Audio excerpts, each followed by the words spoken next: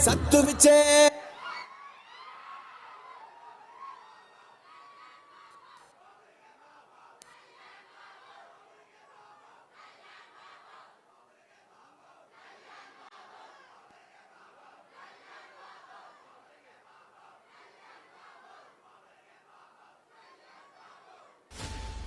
పిడుగులకి ఏమాత్రం చలించ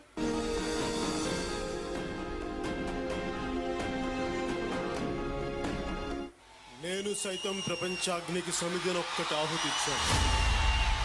నేను సైతం విశ్వవృష్టికి అశ్రువునొకటి ధారపోశాను. నేను సైతం భువన ఘోషకు వెర్రి గొంతుక విచ్చిమ్రోశాను. భోగి, నేను సైతం త్యాగి, యోగి. పిడుగులకి ఏమాత్రం చలించకుండా పిడుగుల్లాగున్నారు ఇక్కడ. ఇదే మార్పుకి సంకేతం. పవన్ కళ్యాణ్ మాటలన్నీ మనకి తెలిసినవే అనిపిస్తుంది. యుద్ధానికి సంసిద్ధులవ్వండి. ఆయన విసుగురాదు.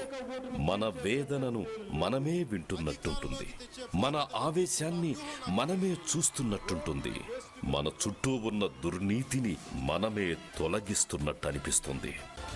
అతని మీద ఒక నమ్మకం హృదయం నుంచి ప్రవహిస్తున్నట్టుంటుంది.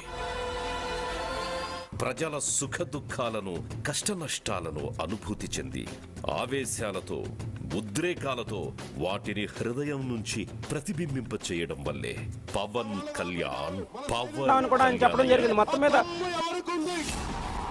నాయకులందరిలో విశిష్టంగా నిలుస్తున్నారు. పవన్ కళ్యాణ్ ఊరుకోవడం మా జన సైనికులు ఊరుకోవడం చెప్పండి ఒకసారి. జనంలో ఆక్రోశాలను, ఆవేదనలను, ఉద్వేగాలను, సమాధానం లేని ప్రశ్నలను పవన్ కళ్యాణ్ అధికారంలో లేనప్పుడు, ప్రభుత్వాన్ని ఏలుతున్నప్పుడు ప్రస్తావిస్తూనే ఉన్నారు.